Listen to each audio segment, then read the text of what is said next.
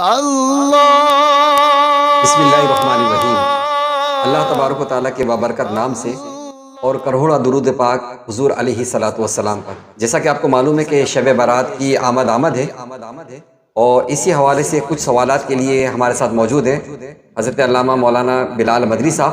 سب سے پہلے تو میں ان کی تشریف آوری پر بہت شکریہ ادا کرتا ہوں کہ آپ نے اپنا ٹائم دیا قیمتی وقت میں سے۔ اسی حوالے سے چند سوالات میں نے آپ سے کرنے ہیں۔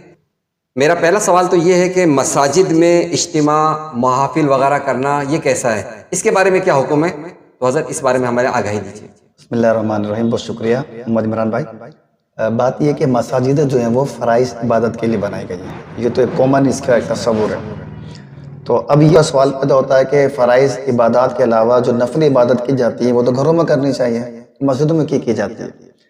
تو یہی سوال ہوا تھا حضرت سیدنا عبدالحق محدث دہلوی رحمۃ اللہ تعالیٰ علیہ۔ بہت بڑے امام ہیں، بہت بڑا نام ہے، تمام مکاتب فکر والے ان کو فالو کرتے ہیں، ان کے بات کو بلا دلیل کے بھی قبول کرتے ہیں۔ انہوں نے اپنی کتاب میں لکھا، محقق علی الاطلاق بھی کہتے ہیں، ہاں محقق علی الاطلاق بھی کہا جاتا ہے، یعنی ان کی تحقیق جو ہوتی ہے وہ نافذ ہوتی ہے۔ بالکل، یعنی اتنا بڑا ان کا نام ہے، کوئی ان کی تحقیق پر کوئی سوال نہیں اٹھا سکتا۔ بالکل، اس سے اندازہ لگایا کہ اتنے بڑے محدث ہیں سیدنا عبدالحق محدث دہلوی رحمۃ اللہ تعالیٰ علیہ۔ یعنی ان کی جو بھی بات ہوگی پھر وہ مستند ہی ہوگی جو ہے۔ بے شک بے شک، انہی کی بات کریں نا، جی تاکہ کسی کو اعتراض کا رائے نہ رہے۔ اصل میں ایسا ہوتا ہے نا کہ سوشل میڈیا پر بہت سارے سننے والے جو بہت سارے اور لوگ بھی ہوتے ہیں، تو تمام لوگوں کو سننے کا موقع بھی ملے اور علم حاصل کرنے کا بھی موقع ملے اور سمجھنے کا بھی موقع ملے جو ہے۔ انشاءاللہ امید ہے اس سے سمجھ آئے گی۔ جی بالکل، کیونکہ محقق علی الاطلاق کے سامنے تو کسی کی حیثیت ہی نہیں ہے، کوئی کتنا کچھ بولے، جب ان کی بات سامنے آ جائے گی تو انشاءاللہ تبارک و تعالیٰ سارے کے سارے خاموش ہوں گے۔